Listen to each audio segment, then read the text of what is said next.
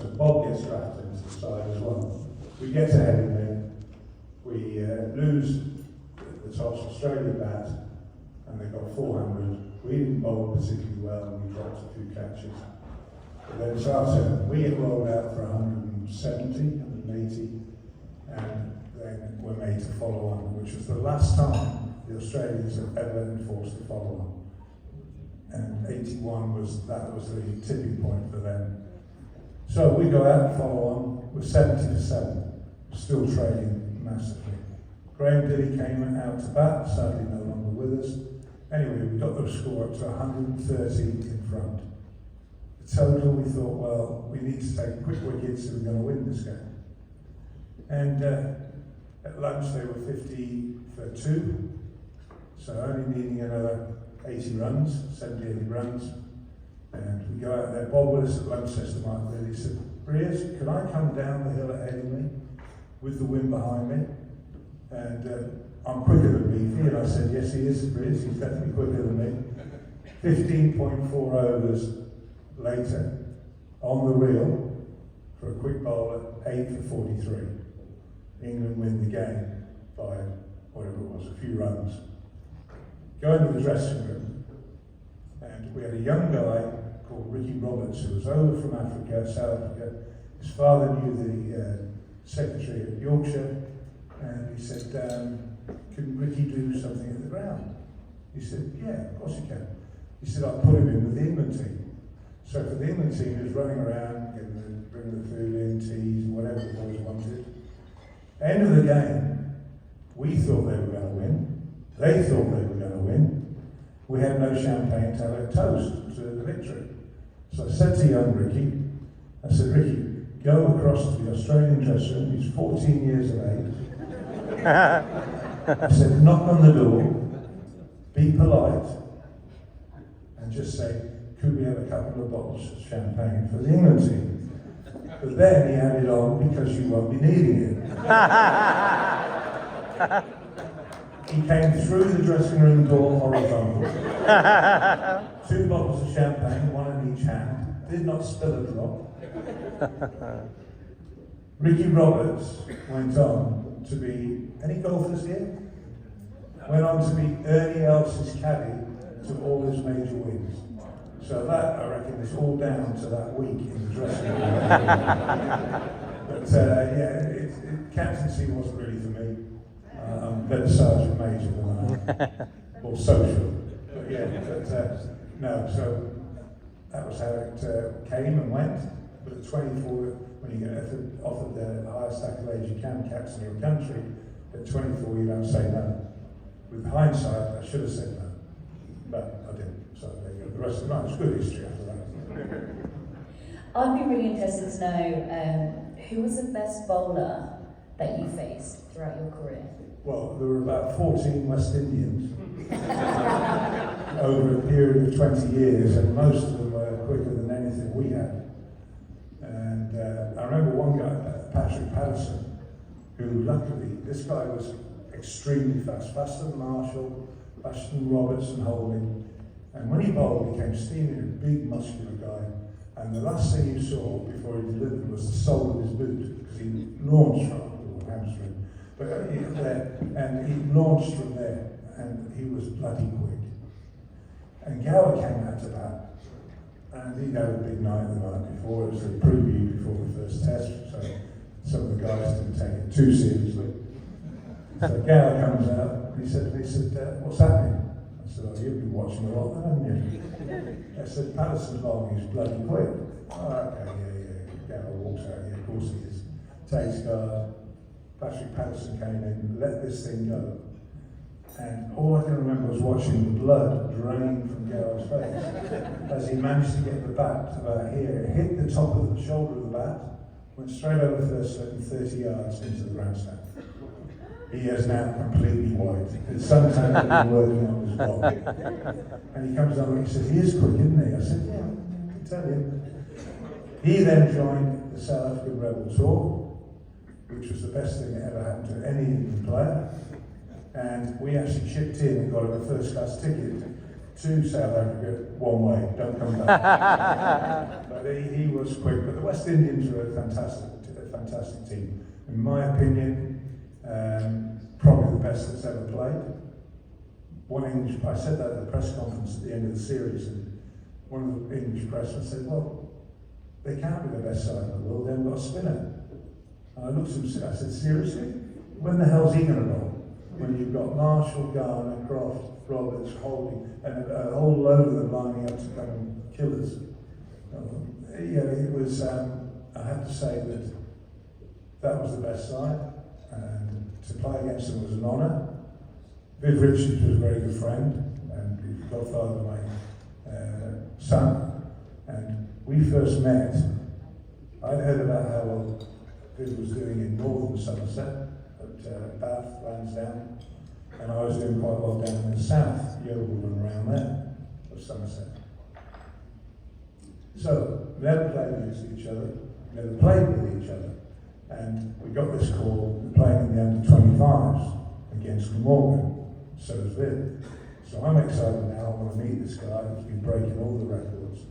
So I get my mum to drive me, because I wasn't old enough, but illegal. So we used to get up there and into the dressing room. Viv sat there, I got to sit next to him. You must be Viv. He said, you must be him. I said, yeah. And I was waiting, I wanted to see this guy play. We win the toss, and he goes out, takes strike, first ball, off stump, boom, boom, boom, boom, out of the ground.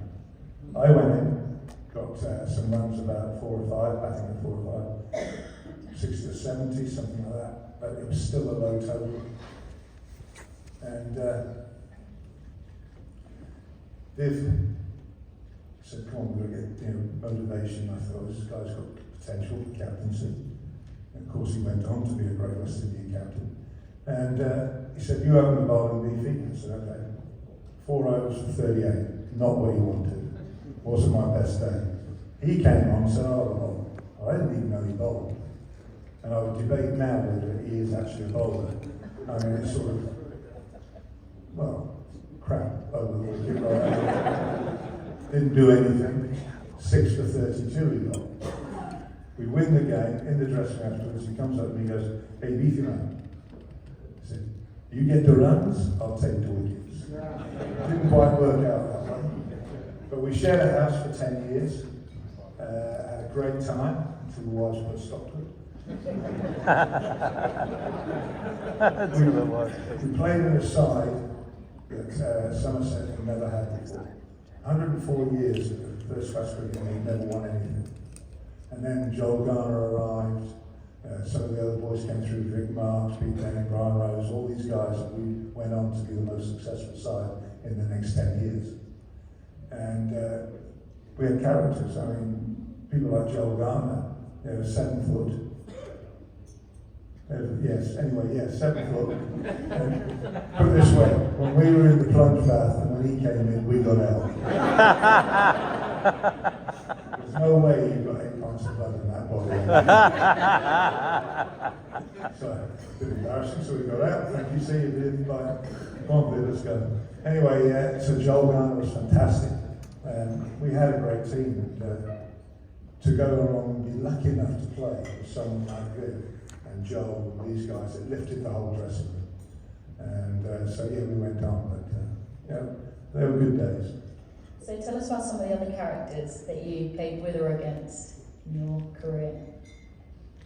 Well, you'd have to go to Australia. Australia is special. You arrive, you fly into Australia, and they give you a great welcome. They're really looking forward to seeing you. You come off the plane, you go to customs. Good day, mate.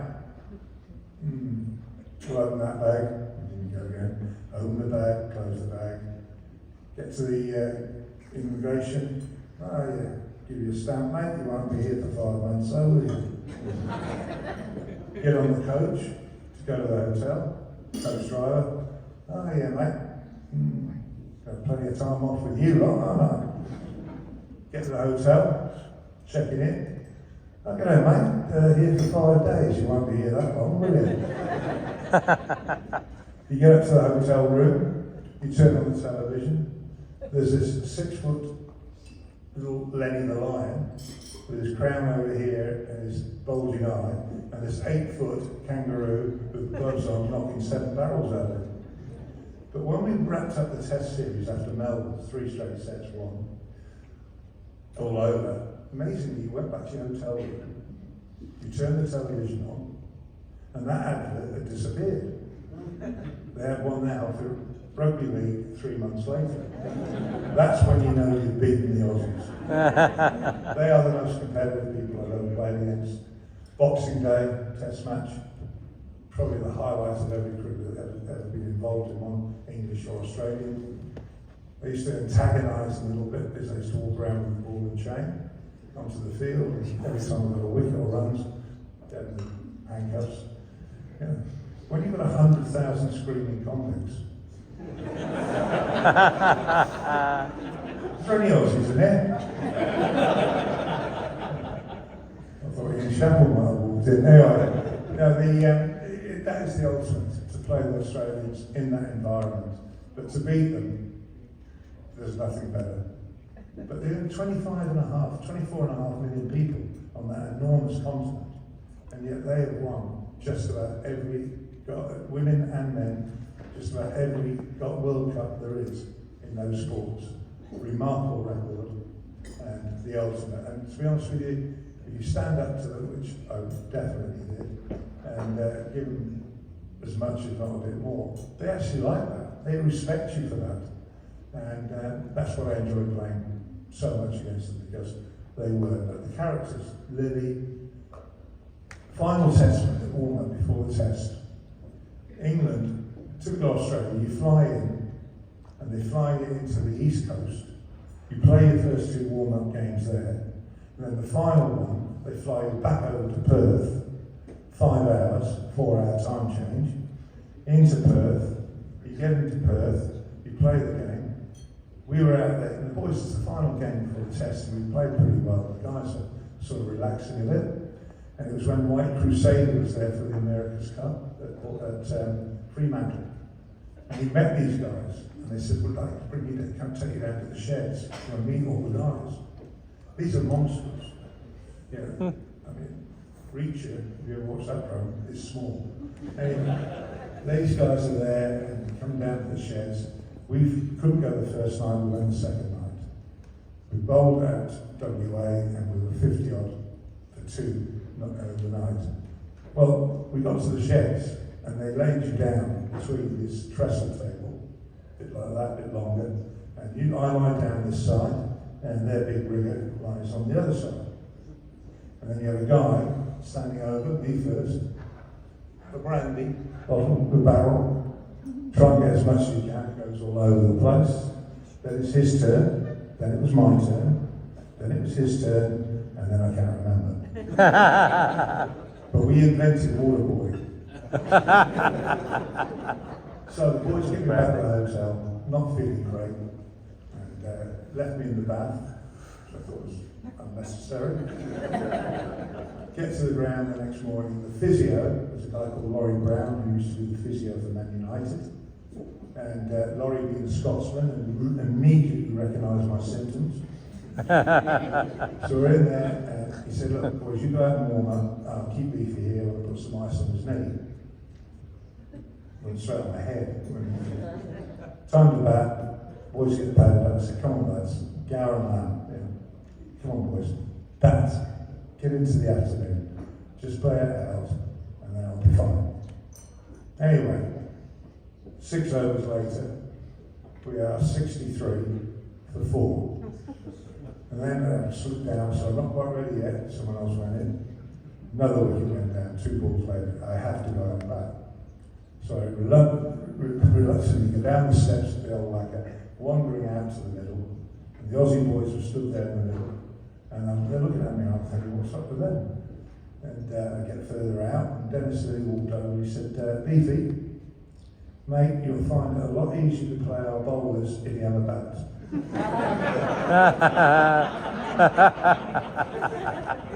I've left the bloody bat in the dressing room. So I looked round, the 12th man sprinted up in the field, here's your bat. So I go and take guard. DK Lilly had taken most of the wickets that morning. Taking guard, and I'm looking, I'm thinking he's bowling quick, because there's not a single person in front of him. Everybody is behind him. Rod Marsh is about 40 yards behind him, the wicketkeeper. And I can't see up there, Dennis. But what I did, I remember he had that medallion, and I could see it glinting. So that was my focal point, as he came running in. And he came running in, the ball went past me before I even moved. I could hear it thudding the Rod Marsh's gloves behind me. 2 balls more to go. He finishes halfway down the wicket. Sweat, off he goes. Come on, you've got 2 balls to face. He comes in, he comes sprinting down, bowls, didn't see it. Third, keeper. Dennis is now 2 yards away from me. Goes back to his mark, doesn't say anything, goes all the way back to his mark. I'm steaming in, and this thing actually clipped the side of my ear. It went through, no one appealed, otherwise I'd have walked off. But he actually hit me on the ear, and he's there now, right in front of me. And he said, Beefy, do me a favour, mate. Hold the bloody thing still, and I'll aim at it.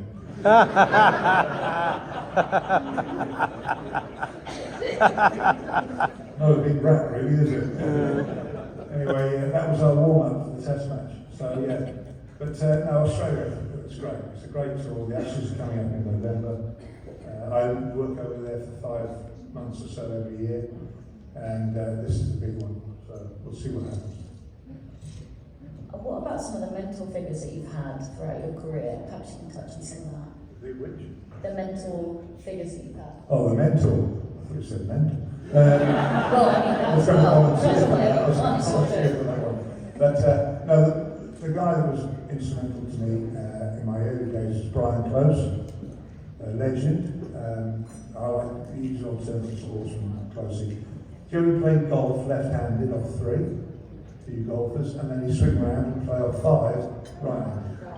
Makes you feel extremely inadequate. But Closey, you didn't want to drive with him, because you get in the car, and in the centre console, in those days didn't have radios in the car, so he had his portable radio here, he had his beef sandwiches, his flask of tea, 40 Benson edges, and the Sporting Life. And he's got, over the steering wheel, he folds the Sporting Life. Now I'm sat in the passenger seat, and we're doing 80 in the outside lane. And he's there, and he's looking at this as we're going along, occasionally, and with a fag on, a cup of tea down here, and close in on looking and watching this, and he's not reading the headlines, he's reading the bloody form, which is about minuscule. We actually went down to Taunton, in the days of the M5, and Bridgewater is where it ended, and you're all car people, so you'll remember that, I'm sure. It was a long time ago. But it ended, and there was detour signs. And we were going along close. I said, Closey, Skipper, do you think we ought to... It's all right, man, I've got it all under control.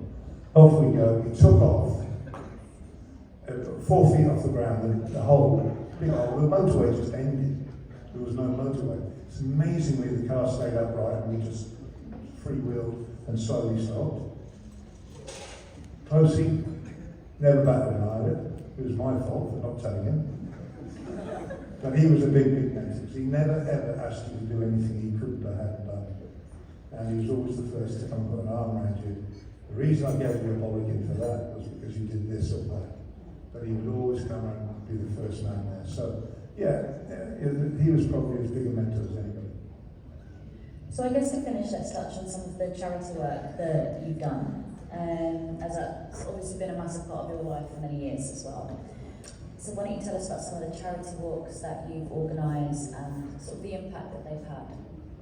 Well, it all started in 1977 when I was playing, funny enough, at Headingley. I stepped on the ball and broke a couple of bones in my foot. So I got sent down, didn't stay with England then, I was sent back to a mothership, which was, my mother county was Somerset. So I'm down there, arrived there, the club doctor's waiting. In we go through the hospital. He said, you've got to go through the children's ward to get to the physio department. You've got 8 to 9 weeks coming up for treatment. And we're going to get you spot on. But we went through the children's ward, and you can see kids are obviously on this tube sticking in them, legs in plaster, arms in plaster, whatever. And I said, you know, what's up with these guys? He said, oh, they're quite ill. And with that, there was 4 lads sat around the table as we walked into the ward. I said, these guys are visiting. He said, no, these are the 4 guys who they won't be here in 8 weeks' time. I said, what do you mean won't be here? He said, they've got leukemia. And I said, well, what's leukemia? I haven't got a clue. And he explained to me in layman titles, leukemia is cancer of the blood. True enough, at the end of my treatment, all 4 of those boys had passed away. So I said to David, I said, Doc, can I do anything to help? And he said, well, you've been here, you've seen it, you've been to 4 parties. They throw a party for the kids once they're so drugged up with painkillers and they know it's Christmas or their birthday, it doesn't matter. He said, you've seen 4 of those, but we get no funding. So I said, okay, Kath and I will fund these parties. That went on. Fast forward now to 84, 85, and we've been paying for a lot of parties. I was on a train going down to London, there was a colour supplement on the side, I picked it up, flicking through it, and there's a story about this eccentric old lady called Dr. Barbara Watson. She lived here on the south coast of England, and she would get on a train, started in the spring, go all the way up to John O'Groats, get off the train, and then meander back to the south coast. So I thought, okay, let's do a sponsored walk. No one else has done it. Let's give it a go. So I saw the Wikipedia people. They said, great, where are you going to do it? And Kath, I thought I was going to say something relatively simple, like London and Brighton. I blurted out, no, I'm doing John O'Groats to Land's End. My geography was not particularly good. And it was, it's 1,000 miles, 400 miles to the English border, another 600. So we took this on, we had no idea what we were doing, no one's ever done it, there was no PayPal, PayPal didn't exist, so you had to physically collect the money in buckets. So we had 2 teams, one team that stayed at this side, the other team that stayed at the other end. So when the police stopped the cars, we had a 300-foot gap. So team 1 would go up there and raid every car. And then when the police allowed those through, and these ones stopped, team 2 would go and hijack them. And this went on, and we got to the end of the walk, and we'd raised over £1 million just in those buckets.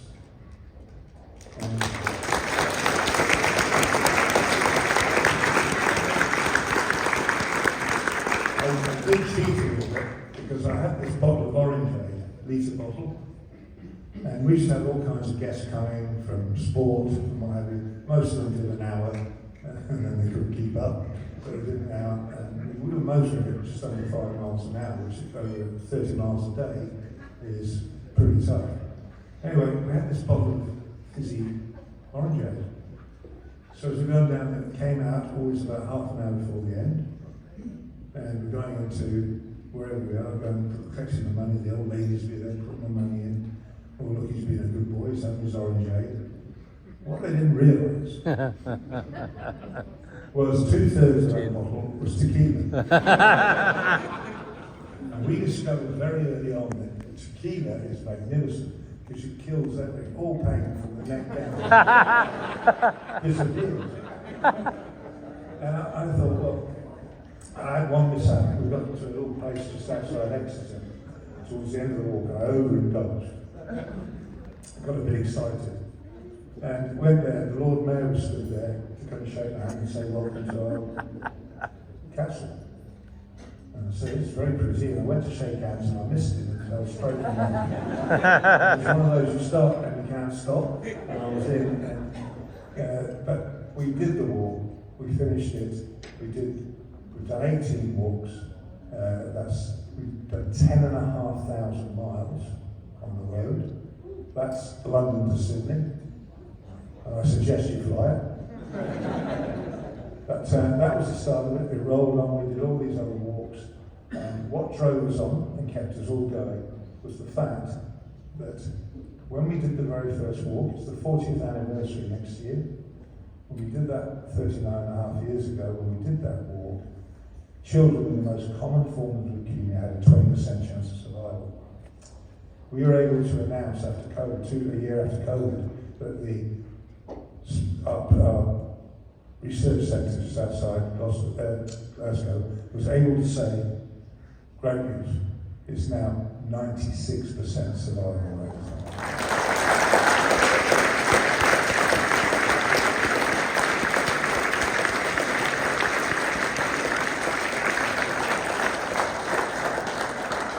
With the money that we raised, which is a considerable amount, we put that into research, and that's the result of those guys being allowed, and girls being allowed to get on with it and do it. There was no shackles, there was no research to tell us what to do and how we can stop this disease. You'll never stop it completely, but you can certainly hold it up and give all these kids a chance. So it's a family affair.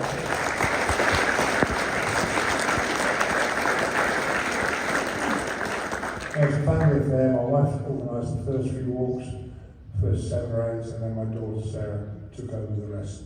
So it's great. And you know, people say, "Oh, well, yeah, had 4 years of surgery after that." That wouldn't change anything. It was just great, and I've had my fun playing cricket. So yeah, 4 years of surgery. Deal with the doctor, my specialist. No more walks, otherwise you don't get repaired. So that's the deal. So thank you so much for joining us this evening. It's been a pleasure. Yeah.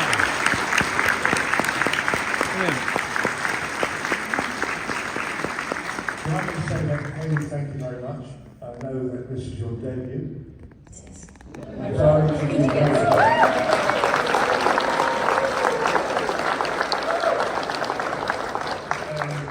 The Ford Raptor's better than the one you showed on the screen. Well,